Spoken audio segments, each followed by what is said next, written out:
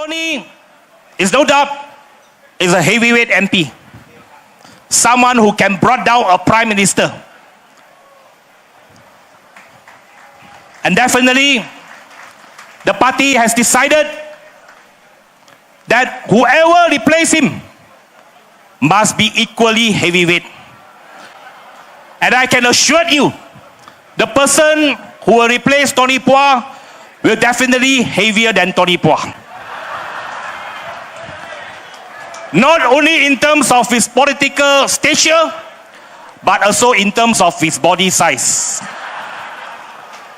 May I introduce to you our candidate, the DAP candidate, the Pakatan Harapan candidate for Damansara. 我们 Damansara 行动党的候选人 calon Pakatan Harapan untuk Parlimen Damansara, Saudara Gobind Singh Deo.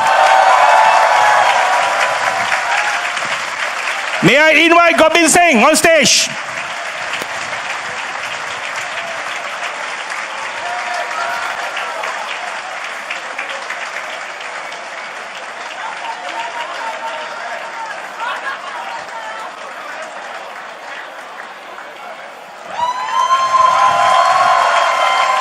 Gobind Singh!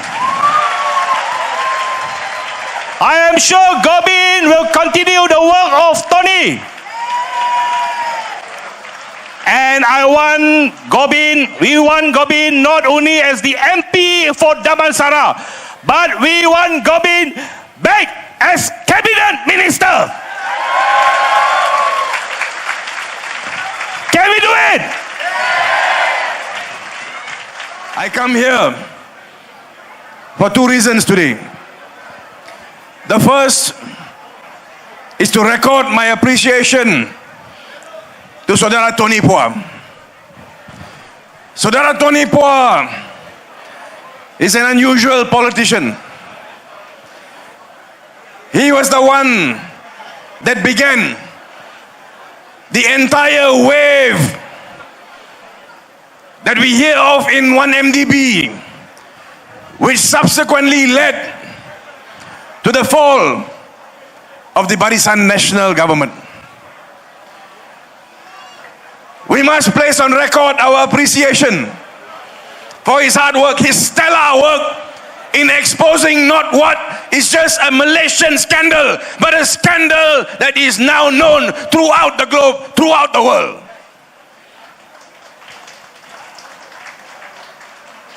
And we must learn from Saudara Tony Phua that you need to persevere. Earlier on, after 2008, when he first exposed the 1MDB scandal, I remember police reports were lodged against him. Apabila Saudara Tony Phua membongkarkan isu berkenaan dengan 1MDB, laporan polis dibuat terhadap beliau. Beliau ditahan dan diminta ke balai polis untuk memberi keterangan. He was asked to go to the balai polis. Statements were taken. Selain daripada itu, beliau juga disaman. So in addition to police reports being lodged, him being asked to go to the police station for statements to be taken, he was also sued. And I know because I acted for him in those suits. Now it is not easy to withstand that kind of pressure. Bukan senang saya nak sebut di sini apabila seseorang itu menghadapi tekanan sedemikian rupa. For a person, a politician who is vocal, who presses those buttons which result in action against him, Tony Phua was a man who took it in his stride. There were many times that I asked him whether he's okay and what he planned to do after the police reports were lodged and of course the civil suits filed against him. But he told me he will carry on. And he said that he had the support of the people. And I think that is very true. He had great support from all of you, correct?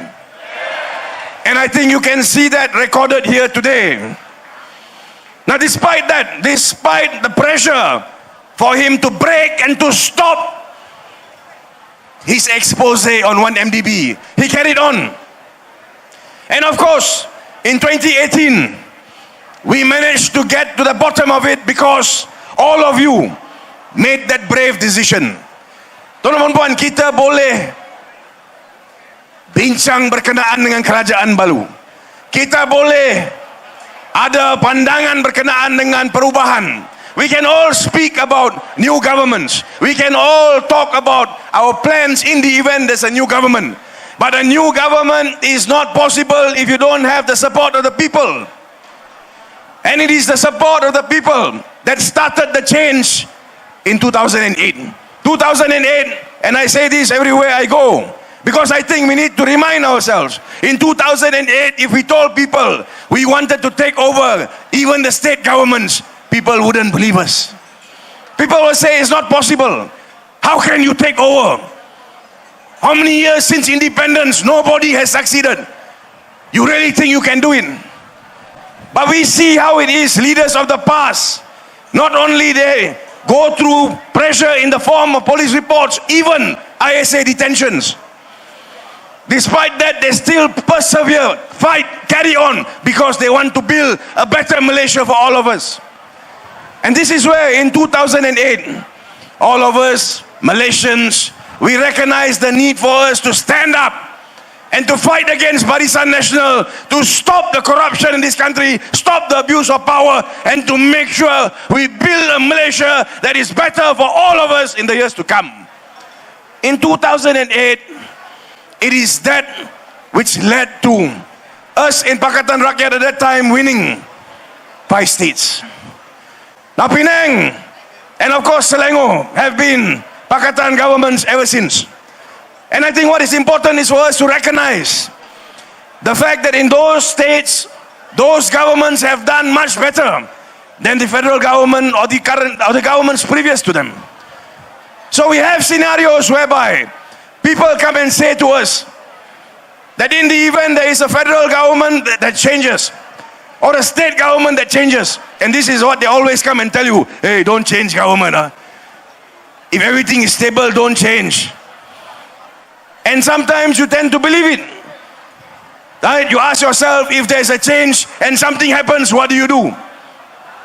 But this is where 2018 is important. After 2 terms of managing 2 states, the Pakatan government did a lot better than Barisan Nasional. In 2018, it came to a boil. In 2018, we managed to win federal power. And when you win federal power, the whole country is depending on you. All those people that have supported you, they are depending on you to make those changes that you said you will make before you won power.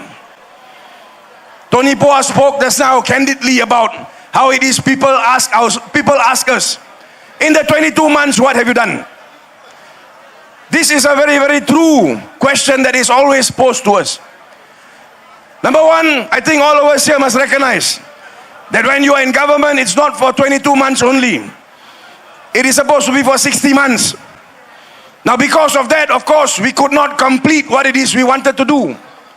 22 months, government cut short. And it is because of that we couldn't complete what we needed to do. But in that period of time, we did a lot. Being just now spoke about how she dealt with people in her ministry. Lok, being the Minister of Transport, he did his part too.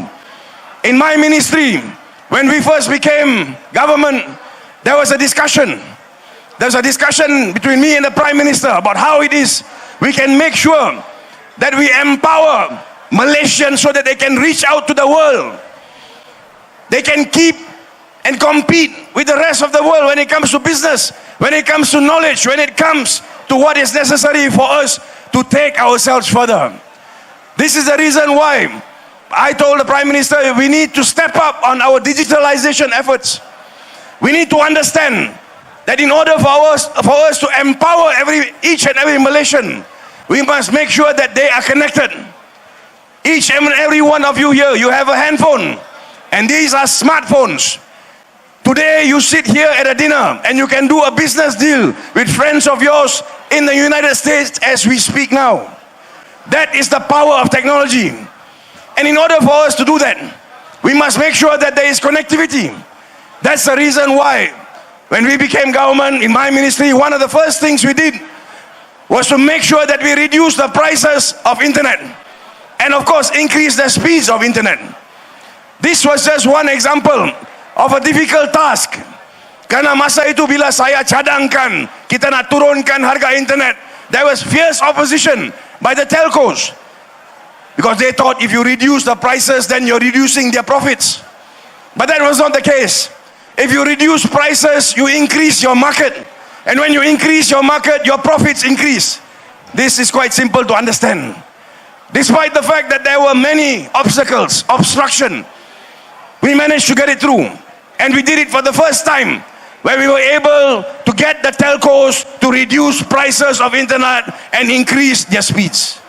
This is just one example of what it takes if you are in government and you have a plan of how it is you're going to develop your country. It can be done. Tetapi kalau kita nak buat semua dalam 22 bulan, tidak boleh. Mana boleh? Orang tanya, kita nak bina rumah 60 bulan. Kalau selepas 20 bulan kita tanya kontraktor, mana rumah saya? The contractor will say to you, hey, I got 60 months to build your house. 20 months you ask me, where's the house? The house is not there. So what do we need to do now? We need to ask ourselves, bila kita jadi kerajaan, when we were in government, yes, we didn't do everything that we were supposed to do.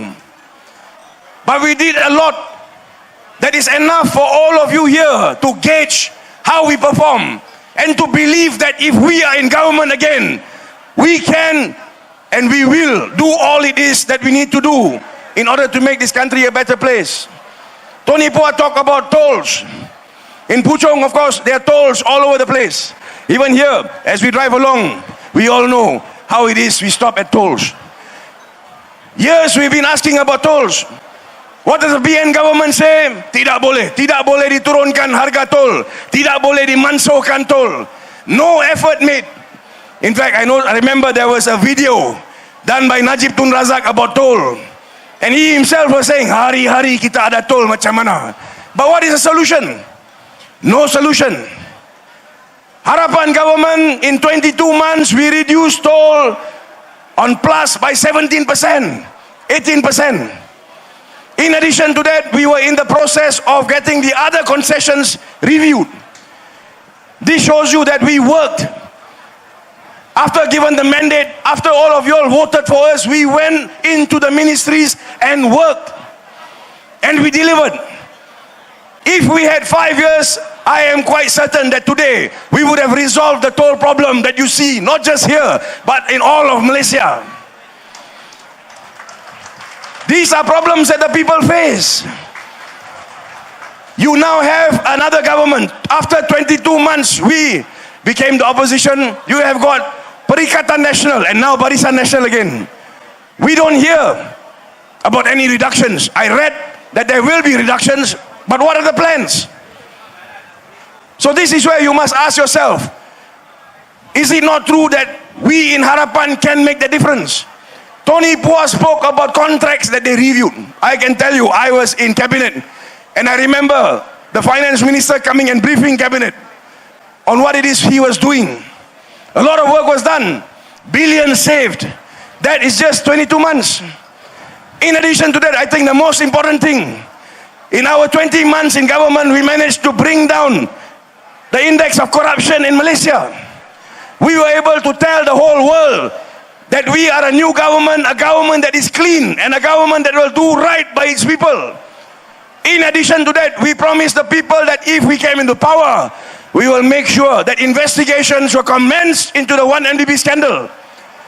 There are two parts to the 1MDB scandal. One, investigations, those who did wrong, and whether action should be taken to punish them.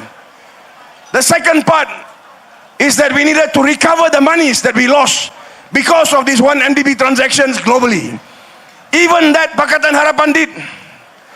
We traced where the monies were. And when we traced where the monies were, we made efforts, took steps to get those monies back. All of us here still remember, you all saw the big ship that was exposed by Tony Poa. the equanimity.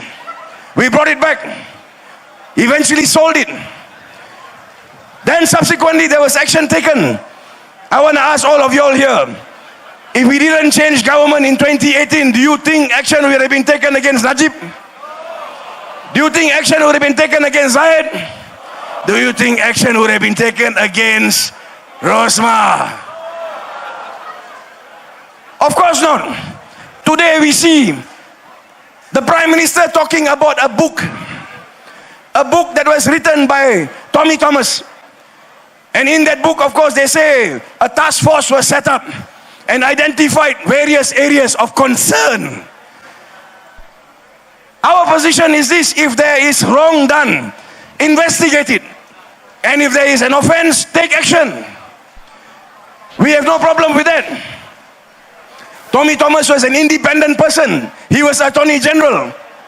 But I want to ask this question, and this Tun Mahathir has asked: what about the previous Attorney General and his chambers? For months and years, we exposed what was going on. Not only did they not take action, they also came with a chart to convince us that what we were saying was not true. All of us remember that press conference. And I remember in that press conference, Tony Pua, he was looking at the chart that was shown by Apandi. And when he looked at the chart, he was able to see something. And from there, again, he picked up something else and started another fight with them. But the question is, what about them? Kenapa tidak ada tindakan yang diambil? And of course, that is on part of the AG and that is part of prosecution. Who was the government all this while when we had the 1MDB scandal? It was Barisan Nasional. And Barisan Nasional, you have MIC, MCA. The same ministers that were sitting in the cabinet at that time, when we raised it, we exposed it, we demanded action to be taken. What did they do? They did nothing. They kept quiet. They just watched as those people who were involved kept on doing what they did, kept on taking money away from the country, kept on making losses for us. Now those people are today back in government.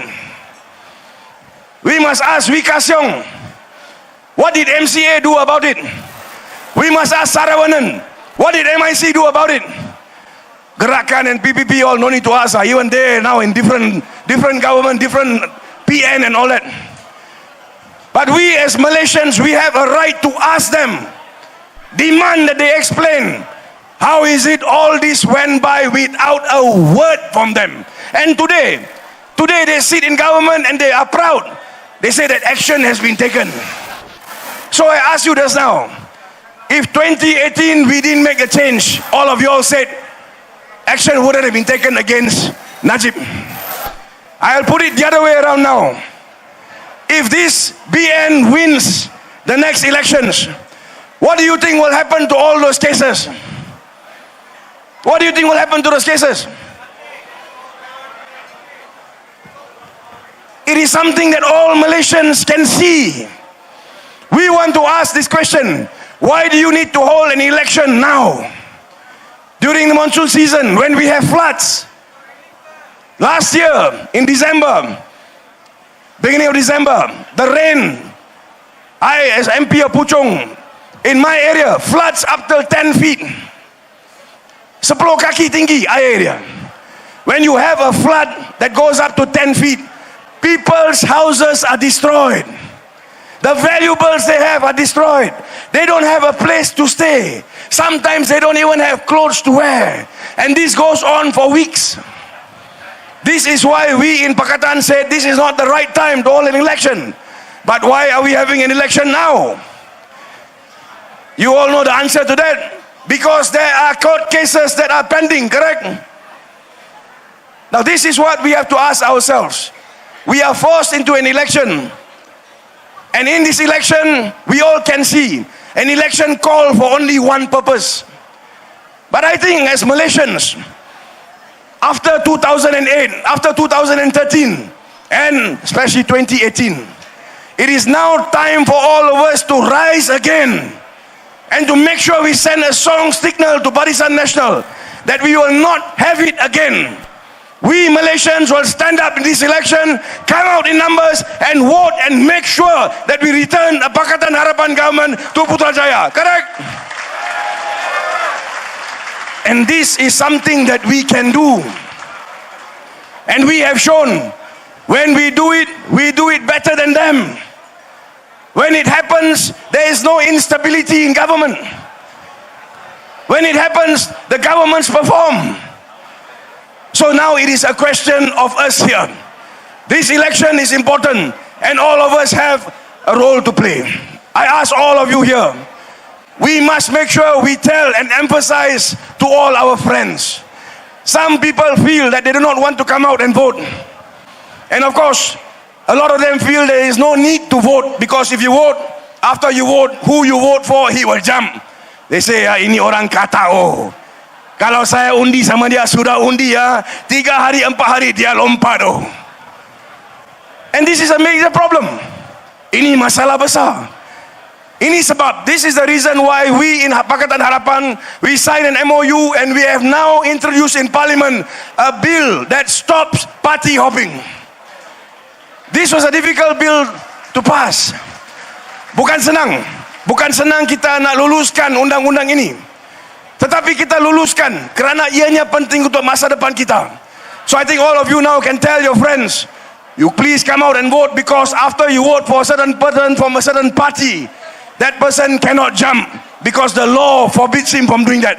And if he jumps, there will be a by-election and the people decide again what they want to do with his feet. This is important. This is why it is we need to have a government that functions in Putrajaya. After our 22 months, we have seen 2 other prime ministers. 2 governments collapse literally. Instability, every day infighting between PN and PN. I think the time has come for all of us to say enough is enough. We want to return mandate to Harapan. Give them 5 years and let's see what they can do. And if they do well, we will keep them there for much longer. Correct? So it must start here and it must start now. All of us as Malaysians, we have a responsibility to our country. The future of this country belongs to us. It is our role to make sure, our duty to make sure that we fight for a better Malaysia, not just for us, but for the generations to come. I hope all of you here will turn up in numbers to give us the support we need. Vote for Pakatan Harapan. Make sure we win in the next elections. Can or not? Kita, then let us make it happen on the 19th of November. Terima kasih, saya Seniman, Nomenandri, Wanakam.